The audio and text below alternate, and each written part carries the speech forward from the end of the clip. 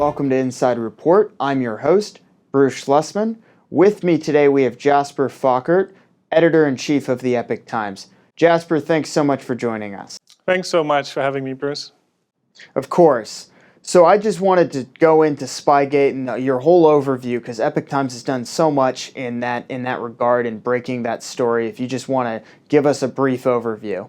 Yeah, so we've been on the story, I would say, for the past 2 years, and we started covering it, and as with any big story, you keep going and you keep finding more and more things.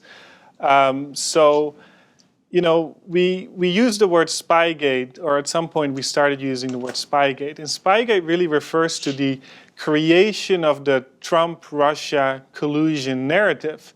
And it appears that what the intention behind this was to either prevent Trump from becoming president in 2016 or to remove him from office after he was inaugurated. I'm sure you remember that in the first few months of Trump's presidency, the media, politicians, they were all over, the idea that Trump colluded with Russia. It was media article after media article. And it really cast a shadow first over his campaign and later over his presidency. So we were really curious, what the origins of this were, how these investigations started. So we really started looking closely into it and basically piecing different pieces of information together. I know Judicial Watch has been great in obtaining some of the key information in this. It's been we've done a lot of coverage. I think one of the things that had the biggest impact, I would say, is when in October last year we decided that this is so confusing. There's so many different people and entities involved in this, that we decided to produce an infographic on the topic. So we put all of the pieces together. It was mostly me working with Jeff Carlson, who's one of the leading reporters on this issue. And we kind of pieced together how all of this worked. And that said, there's still a lot of questions. We know for a fact now with the conclusion of the Mueller probe that there was no evidence of collusion. So the real question is, if there was never any evidence of collusion, why were these investigations started in the first place? So to that effect, John Brennan's involvement seems to be pretty central to this entire scandal. Do you want to tell us a little bit about his involvement, where he fits into this whole narrative? Yeah, sure. There's a lot of questions when it comes to John Brennan. He was the former CIA director, but we do know a few things. One of the things we know is that, and this is from, at the time he was the chairman of the House Intelligence Committee, Devin Nunes. He said that there was never an official intelligence report used to start the to start the FBI's counterintelligence investigation into the Trump campaign. Now, this is significant because what was used to start this investigation? Now, John Brennan, in his own words, he said that he, or the CIA, they obtained somehow intelligence as it pertains to the communications of Americans. He also said that he passed this information on to the FBI to look at it, and that this information was, I don't remember the exact words, but that this information was basically helped with the genesis of the FBI's investigation. So this is a crucial part. What is a CIA director doing trying to push the FBI to investigate a political campaign? We also know that Brennan, in the course of 2016, provided briefings to the so-called Gang of Eight. Now, we don't know exactly what those briefings were about because those transcripts have never been released. But we do know that after meeting with Brennan, Harry Reid, he released a letter to Comey in which he said something to the extent of, I know that you have this open investigation into the Trump campaign. Why don't you share this with the world? And of course, in releasing this letter, Harry Reid himself, let the world know that there was this investigation into the Trump campaign. So all of this added to the shadow that they were trying to cast over his presidency. Brennan also oversaw the formation of this joint intelligence task force. I believe there were 6 agencies involved in total. We don't know much about what they were doing exactly and how they operated. So John Brennan definitely played a crucial role in the formation of this investigation, as well as along the way in helping to spread it, so to speak. But there's a lot of questions that remain. And one of those questions is where kind of Carter Page came into all of this. With we know, like, through FISA warrants, how big of a part this was in this whole scandal. Do you want to tell us a little bit about Carter Page, his involvement with the Trump campaign, and that FISA warrant? Sure. So Carter Page is an interesting case. So the FBI obtained a FISA warrant on Carter Page. I believe it was October 2016. This was actually after he had left the campaign already. And the FBI portrayed Carter Page as being, an agent of Russia, basically. And the evidence that they provided was primarily based in the so-called Steele dossier. And just to back up a little bit to talk about, what the Steele dossier is. So the Steele dossier was this document that was produced by Fusion GPS, an opposition research company that had been hired by the DNC and the Clinton campaign through their law firm, Perkins Coie, to produce this dossier on Trump. And in the dossier, Steele talked about Carter Page. So we see that information pop up in the FISA warrant application, as well as other media reporting that's used as circular evidence or circular reporting to substantiate some of the allegations in the FISA. But the irony is that these media reports were actually based on the same information, because this Steele dossier was being spread everywhere. It was being spread into the FBI, it was being spread to the State Department, to the DOJ, and to a whole range of media outlets. So the FBI obtains this information. Judicial Watch actually found out that there were never any hearings on the Carter Page FISA, and the Carter Page FISA eventually got approved, and they were able to spy on him. Plus, they might have been able to spy on people he was in touch with through this, through the FISA. So the FISA court is obviously a very secret process that is generally we don't know a lot about. But you mentioned the Steele dossier, and I'm glad you did. Would you tell us a little bit about where that came from? Yeah, so the Steele dossier is an interesting document. Like, the more we look into it, the more questions it raises. I believe it was January 2017 when BuzzFeed News published the dossier publicly, and it was only then that everybody could see the dossier, and it was widely discredited in the public sphere. However, that same document had been spreading for months and months through these different agencies and through the media, and it created this idea among people in certain circles that Trump had colluded with Russia. And it's named after Steele. It's actually not a dossier, it's a series of memos. But Steele at the time, he was highly regarded. He had assisted the State Department he had provided them information on Russia before, so he was seen as a credible source. So Fusion GPS appears to have really used Steele's credibility to infuse this dossier with a certain level of credibility. Now, what did they do after the first few memos were written? Steele, alongside with Glenn Simpson, who's the co-founder of Fusion, they started using their contacts to spread this dossier all around.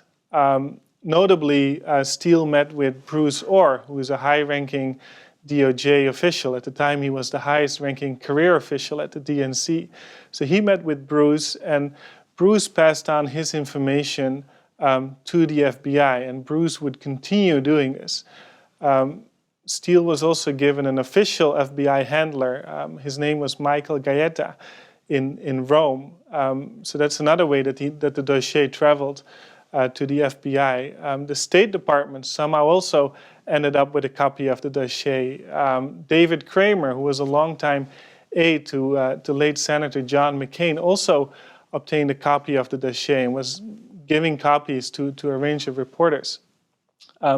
So while many people were feeling that there was all this evidence out there of Trump colluding with Russia, it appears that really most of that evidence can be traced back to this dossier. It's just that they spread it in all these different ways. We mentioned Fusion GPS there with Bruce Orr and Nellie Orr at the DOJ. Who was funding Fusion GPS? Well, Fusion GPS, for this specific project, the DNC and the Clinton campaign were paying them.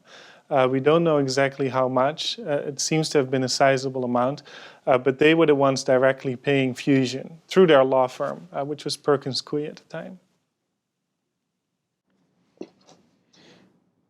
So that seems pretty shady, the fact that Clinton is paying for that dossier, and that dossier is being used in FISA warrants to spy on Carter Page? Of course, and that's the whole concerning part of Spygate, if you ask me, because it wasn't just like a political campaign that was doing something. No, you had a political campaign. You had, some of our most powerful intelligence and law enforcement agencies in the country. You had the CIA involved. You had the FBI involved. You had the DOJ involved. You had the State Department involved. And then you had these private entities involved, such as Fusion GPS or Orbis International, which is Steele's company. And then you had these former spies involved. Obviously, Christopher Steele himself was a former spy, but there's also other individuals in the UK who come from this intelligence community who were somehow involved. And then, of course, you had Alexander Downer, who was an Australian diplomat in London who got involved. So you had a campaign, you had private entities, you had the US government, you had foreign governments involved. And I think that's part of why this Trump-Russia collusion narrative was so effective, because you had so many different people involved in creating it and enforcing it. And of course, it's a major problem. I mean, no political candidate should have to go through this. No political candidate should have this type of conspiracy against them. I mean, the president came out earlier today and he called it a coup. He said that, they tried to basically get rid of him. He also used the word treason. So obviously he looks at it very seriously. And the Attorney General, William Barr, has said that he's looking into this. He's looking into the origins of the investigations, and he wants to get to the bottom of it. At the same time, he also believes that there was, in fact, spying or surveillance on the Trump campaign. So, yes, this I think the more we learn, the more shocked the public is going to be. Where do you think all of this leads? Well, I mean, like, all of this is building where we have, you have all of this going on with the FISA warrants with Nellie and Bruce Orr and John Brennan. There's just so much we don't know. Do you think Barr's investigation is going to lead anywhere and be able to help uncover what happened? Do you think we're going to find out fully, like, what occurred with this Spygate? We never know. I am hopeful, however. I think a lot of people have done great work, like you guys at Judicial Watch. You guys uncovered some key information in this. We as media have been covering. There's been others covering it. And even just relying on this information that we've been able to obtain, we've already been able to paint this picture of what happened, which is very shocking. Obviously, the Inspector General at the DOJ, Michael Horowitz, has been looking into this for almost a year. The Attorney General Barr said yesterday that he expects this investigation to conclude by either May or June this year. And what's new is that Barr said that he himself is going to look into the origins of it. I think it's crucial, in terms of public trust in these institutions. And in terms of the integrity of the system, it's not something that cannot be done, quite frankly, because this is at the core of, what this country is about, and at the core of the integrity of the whole system. Plus, I think the public demands it. I think it would be impossible not to get to the bottom of this. That said, a lot of the people involved at the FBI and DOJ, they are no longer there. A lot of these people have been fired over time. We recently published an infographic on it, showing all of the different people who were somehow involved in these investigations, and pretty much all of them, with a few exceptions like Bruce Orr, they either were forced to resign or they were fired.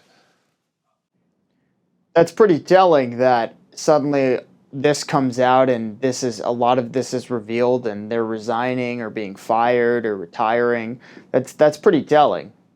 Oh, absolutely. And this has been going on for the past 2 years. I mean, there were some high-profile ones, like obviously James Comey and Andrew McCabe, who was the deputy FBI director. But over the past 2 years, I mean, these people have gradually been fired, like Lisa Page, Peter Strzok. The list goes on. I mean, there's a lot of people at high levels were involved in this. And that's the other thing. If you look at it, it was really a lot of officials at high levels that did this. I'll give you one telling example. So, after President Trump decided to fire James Comey based on the recommendation of Rosenstein in May 2017, I believe it was May 9th that he fired him, the FBI came under the control of Andrew McCabe. And what we learned through text messages sent and testimony in Congress by Bruce Orr, what we learned is that McCabe's FBI, after Comey was fired, they asked Bruce Orr to reach back out to Christopher Steele. And this was highly unusual because at the time the FBI had officially cut its relationship with Steele because Steele had been talking to the media, which is against FBI protocol. And also the Steele dossier had been published publicly, so it had been publicly dismissed as, these unverified allegations that were basically trying to smear Trump. But this was the only time that the FBI had asked Bruce to reach out to Steele, as opposed to Steele reaching out to Bruce. So it seemed like they really intended to either reinvigorate their investigation of Trump or to maybe launch a new investigation. And what did they do? They went back to the original source of all this Russia collusion narrative. And obviously McCabe is no longer there. He was eventually fired by Attorney General Jeff Sessions. Well, thank you so much for taking us through all this. This has been a really enlightening conversation about Spygate, and thank you for covering the work you're doing. Thanks for joining us today, Jasper. Thank you so much, Bruce. Thank you for joining us on Inside Report. Please be sure to subscribe to us on YouTube, follow us on Twitter and Instagram, like us on Facebook, and of course visit our website and donate if you support our work. Please be sure to watch other episodes as well. Thank you so much for joining us.